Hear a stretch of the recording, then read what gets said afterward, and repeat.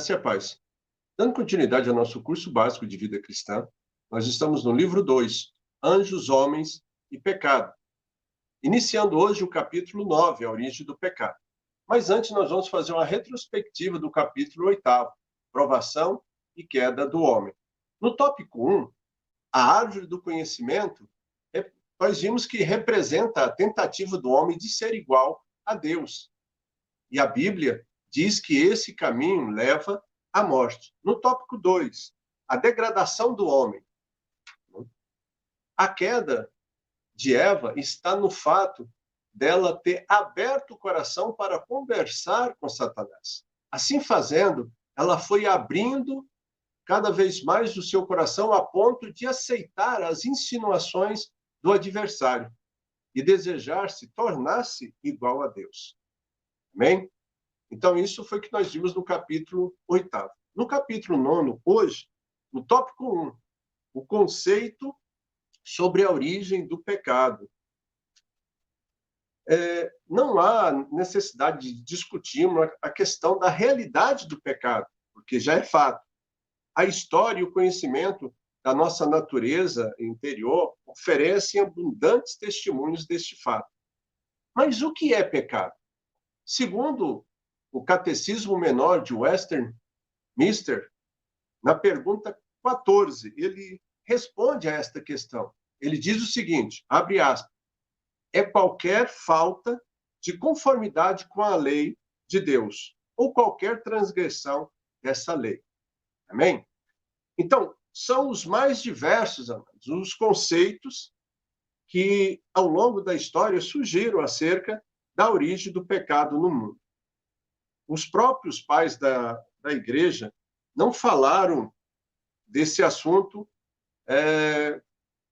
tão claramente quando os estudiosos de hoje desejariam e gostariam que eles tivessem feito.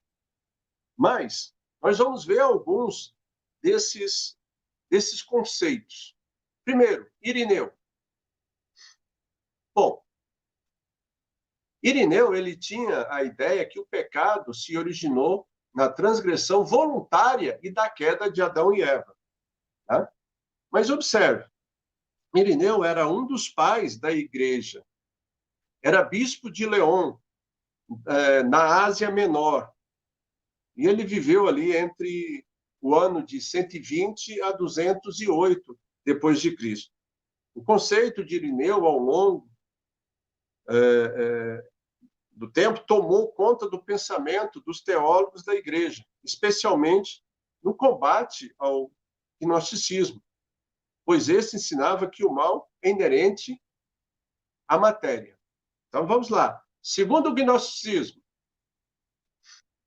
o mal é inerente à matéria e que, ao contato da alma humana com a matéria, tornava esta imediatamente pecadora. Essa teoria, naturalmente, despojou o pecado do seu caráter voluntário, né? Ou seja, o homem desejou, o homem quis, como é apresentado ao longo da Bíblia Sagrada. Né? E nós temos, por exemplo, para J.N.D. Kearney, em seu livro Doutrinas Centrais da Fé Cristã, na página 128, ele afirma que, abre aspas, Irineu não tinha nenhuma dúvida de que a desobediência do primeiro homem é a fonte da pecaminosidade e mortalidade gerais da raça humana, como também da escravidão do diabo. O que Adão perdeu, todos perderam nele. Como pela desobediência de um só homem, que foi o primeiro e modelado da terra virgem, muitos foram constituídos pecadores e perderam a vida. Amém? Então, observe essa colocação de Carey, né? Muito interessante para nós entendermos que, mesmo tendo a existência de vários conceitos, nem todos esses conceitos são aceitos. Né? Então, há uma discussão para poder ver ou chegar-se a um ponto mais uniforme desses conceitos. Bem? Então, vamos lá. Para Orígenes. Orígenes, ele viveu entre 1000 não. Ele viveu entre 185 a 254 depois de Cristo. Ele foi martirizado por Décio, que era o imperador romano. Né? Ele procurou sustentar esse mesmo ponto de vista por meio de uma teoria chamada pré-existencismo. Né? Ou seja, as almas dos homens pecaram voluntariamente em existência prévia e, portanto, todas entraram no mundo numa condição pecaminosa. Né? Amados, observe o que ele está afirmando com relação a isso. Né? Então, as almas dos homens pecaram voluntariamente em existência prévia, ou seja, antes de nascer. E, portanto, todas entraram no mundo numa condição pecaminosa. Bom, esse conceito estava carregado de demasiadas dificuldades para ser aceito nos anos posteriores. Né? Ou seja, na própria época ali de origem, e não foi muito aceito. Mas nós temos aqui vamos dizer assim, uma disputa. Aí, os pais da igreja grega com os pais da igreja italiana. Né? Ou seja, o que falavam os pais da igreja grega? Né? Por volta ali do século III e do século IV. Se mostravam inclinados a negar a relação direta entre o pecado de Adão e seus descendentes. Mas, em contrapartida a isso, os pais da igreja italiana ensinavam com bastante clareza que o presente condição pecaminosa do homem encontra sua explicação na primeira transgressão de Adão no paraíso. Observe que você vai tendo mais claridade sobre essa questão. Ok? Então, os pais da igreja grega eles mostravam uma inclinação a negar a relação direta entre o pecado de Adão e os seus descendentes, ou seja, o pecado de Adão não passaria para os seus descendentes, segundo na visão dos pais da igreja grega. Já os pais da igreja latina ensinavam com bastante clareza que a presente condição pecaminosa do homem encontra sua explicação na primeira transgressão de Adão, ou seja, a primeira transgressão de Adão no paraíso foi que ramificou para todos os outros homens. Ok? Agostinho. Bom, Agostinho falava que Adão tinha a capacidade de pecar e de não pecar. Lógico, através da livre escolha, o livre arbítrio.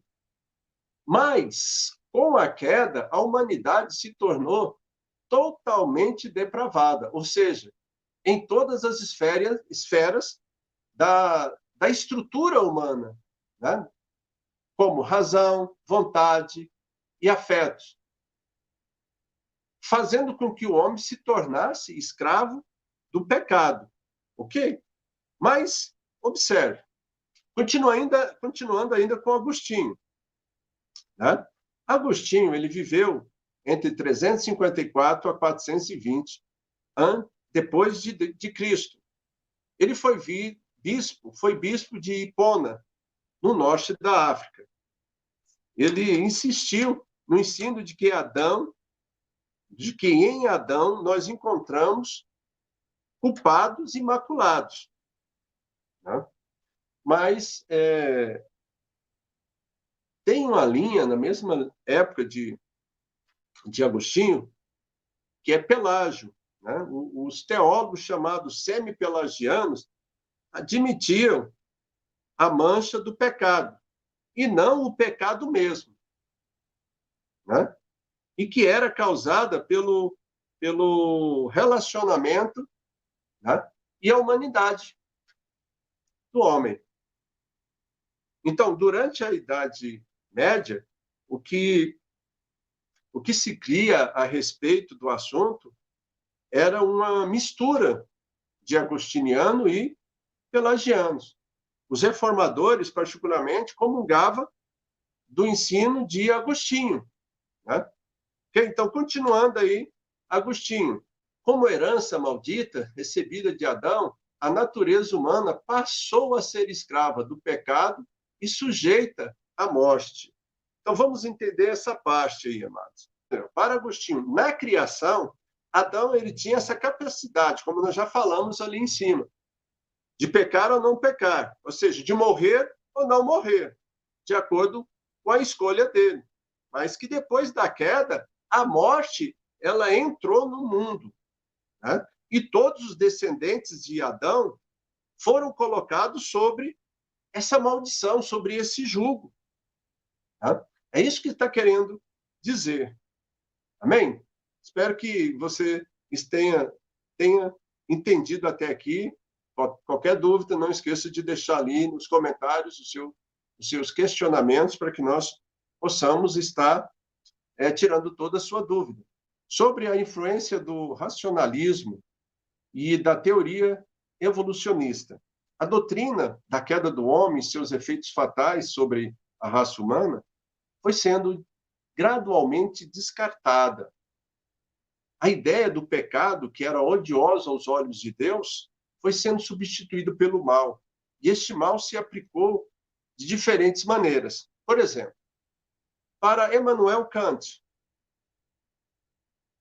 o considerou como parte inseparável do que há de mais profundo do ser humano e que não se pode explicar. Como explicar o mal? Evolucionalismo.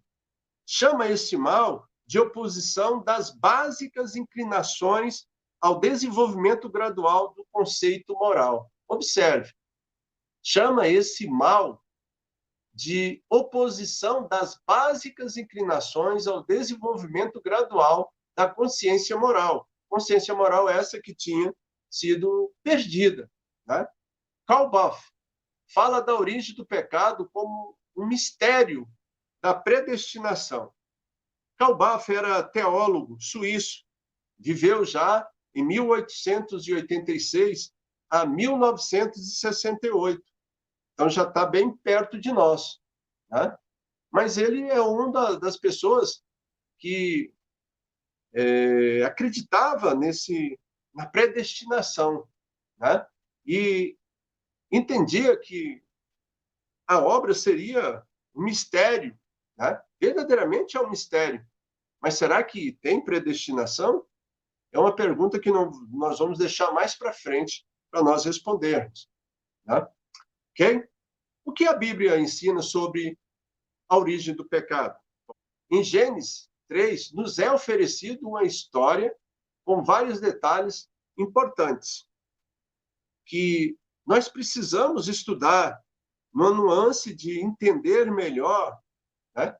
E para destacar melhor esse texto com relação à origem da natureza do pecado. Como este aconteceu? E quais os resultados dele para o homem? Né? Então, à luz do ensino geral das Escrituras, o homem é apresentado como um transgressor por natureza. Nós já vimos isso. Mas como adquiriu o homem essa natureza pecaminosa? Ou o que a Bíblia nos diz acerca disso? Então, para responder a estas perguntas, devemos considerar o seguinte. Primeiro, Deus não é o autor do pecado, né? E nós temos que tomar cuidado, amados, com algumas linhas de pensamento. Para quê? Nós entendemos que Deus, na sua onisciência, ele já tinha visto que o pecado entrara no mundo, né? Bem antes da criação do homem. Mas isso não tirou, não desfez a obra dele. Ele realizou a obra criadora do homem e preparou o remidor, o resgatador. E nós temos que entender isso, né? Então, eu tenho que tomar cuidado para não fazer uma interpretação, não fazer de Deus o causador ou o autor do pecado, né? E Jó 34:10, ele fala isso, ele diz, longe de Deus o praticar Ele é a perversidade e o Todo-Poderoso de cometer injustiça. Mas observe aí, Tiago, no capítulo 1, versículo 13, ele diz: ninguém, ao ser tentado, diga, sou tentado por Deus, porque Deus não pode ser tentado pelo mal, e ele mesmo a ninguém tenta. Amém? Então, Deus odeia o pecado, amados. Foi por isso que ele enviou Cristo como provisão para destruir o pecado e para salvar os homens. Então, quando Deus o Pai, ele não pôde olhar para o seu filho ali na cruz, houve uma divisão catastrófica que pagou o preço de todo o pecado e destruiu a base de todo o juízo. E nós temos que entender esse ponto aqui. Porque se eu entender esse ponto nesse momento, quando eu chegar na redenção, na regeneração, já vai ficar mais fácil de nós entendermos. Por quê? Veja bem. Obra da cruz, queda. Então, na divisão na cruz, houve a solução de cada divisão da queda. Houve ali uma providência que garantiu ao homem um novo acesso. Agora, a reconciliação com Deus e a cura parcial nos diversos níveis aí, psicológicos, sociais, podem ser realizados pela fé que nós temos na obra que Cristo Jesus realizou por nós na cruz. Amém? 2. O pecado teve origem no mundo angelical. E aqui que nós devemos entender. Deus criou os anjos como seres dotados de relativa perfeição. E nós já vimos isso anteriormente, que o homem também foi criado com relativa perfeição, assim como os anjos. Né? E nós discutimos isso no começo do livro 2, quando nós estávamos querendo entender que os anjos, eles não são eternos, eles também foram criados, assim como nós fomos criados. Da mesma maneira que nós temos livre-arbítrio, eles também têm o livre-arbítrio. Né? E por isso que Lúcifer e uma legião deles se rebelaram contra Deus, pelo que caíram em terrível condenação. Agora, o tempo exato dessa queda não é dado a conhecer na palavra de Deus, tá? Mas nós vimos aí algumas passagens que diz, por exemplo, João, capítulo 8, verso 44, Jesus fala que o diabo é como aquele que é homicida desde o princípio. Então, ele fala do diabo como aquele que é homicida desde o princípio. Em 1 João, capítulo 3, verso 8, reforça isso aí, diz que o diabo peca desde o princípio. Muito pouco se diz a respeito do pecado que ocasionou a queda dos anjos. Porém, quando Paulo adverte ali a Timóteo para que nenhum novo convertido ou neófito seja designado como bispo, né? Ele diz o seguinte, 1 Timóteo, capítulo 3, verso 6, para não suceder que se ensoberbeça e caia na condenação do diabo. Daí nós concluímos que o pecado do diabo foi a soberba e o desejo de se tornar igual a Deus. Né? Consequentemente, nós vimos também, quando nós fizemos um retrospectivo aqui do capítulo 8, que esse também foi o desejo do homem, de ser igual a Deus. Né? Mal sabia ele que ele já era, porque foi feito a imagem e semelhança de Deus, mas foi enganado, né? E acabou indo pelo mesmo caminho de Satanás. Amém? Então vamos lá. Terceiro, a origem do pecado na raça humana. Então a Bíblia ensina que a origem do pecado na história da raça humana foi a transgressão voluntária de Adão no Éden. Então vamos lá. Romanos, no capítulo 5, versículo 12, depois nós vamos pular para o 18 e 19. Diz assim: portanto, assim como por um só homem entrou o pecado no mundo, e pelo pecado a morte, assim também a morte passou a todos os homens, porque todos pecaram. 18. Pois assim como por uma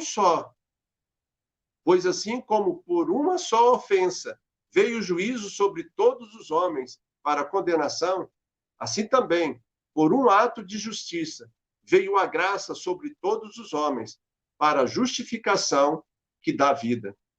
Porque como pela desobediência de um só homem muitos se tornaram pecadores, assim também, por meio da obediência de um só, muitos se tornaram justos. Amém? Então, amados, observe. A redição de Adão e Eva a Satanás foi completa, assim como completo foi o seu pecado contra Deus. Quando seguiram as sugestões enganosas de Satanás, seus corações foram corrompidos e eles passaram a ser dominados pelo pecado e pelo mal. Satanás ganha o domínio sobre os seres humanos e, por isso, não só sobre os seres humanos, mas sobre toda a criação. Por isso que a palavra de Deus diz que o mundo jaz no maligno. Né? Amém? Eu espero que você tenha entendido. Vamos fazer um apanhado do que nós vamos ver na próxima aula, no capítulo 9 ainda, encerrando o capítulo 9 ali, a origem do pecado, no tópico 2, o caráter do primeiro pecado do homem. E com esse tópico nós encerramos o capítulo 9. Então, primeiro, o primeiro pecado do homem constituiu em haver Adão comido da árvore do conhecimento, em desacato à ordem de Deus. Ok? Segundo, nós vamos ver lá qual foi o conceito de Karl Borfen a respeito da queda do homem. Terceiro, a essência do pecado de Adão consiste em que ele colocou-se, né, em oposição a Deus, recusando a submeter-se à sua vontade, e impedindo que Deus determinasse o curso da sua vida. E quarto e último, a própria história das religiões pagãs testificam a universalidade do pecado. Bom, espero que você tenha gostado, né, dessa aula, que você possa rever várias vezes, fazer as suas anotações, porque esse é o objetivo, de você estar crescendo em conhecimento, em graça, né, para que nós tenhamos um relacionamento melhor e maior com Deus. Que você, com qualquer dúvida, que você não deixe de deixar os seus questionamentos, né, para que a gente possa estar tirando toda dúvida que surgir. Nós estamos aqui com um só propósito, com um só objetivo, amados. É de nós crescermos em estatura e graça diante do Senhor. E assim que nós possamos ser varões cada vez mais perfeitos, de acordo com a vontade de Deus. Amém? Se você gostou, deixe o seu like. Se você não gostou, deixe o seu dislike. Mas não esqueça de deixar a sua crítica ali construtiva para que nós possamos melhorar cada vez mais esses vídeos. Né? E não esquece de divulgar esse trabalho para que mais pessoas possam ser alcançadas, evangelizadas e conhecer o amor de Deus. Que Deus abençoe a todos e até a próxima terça-feira.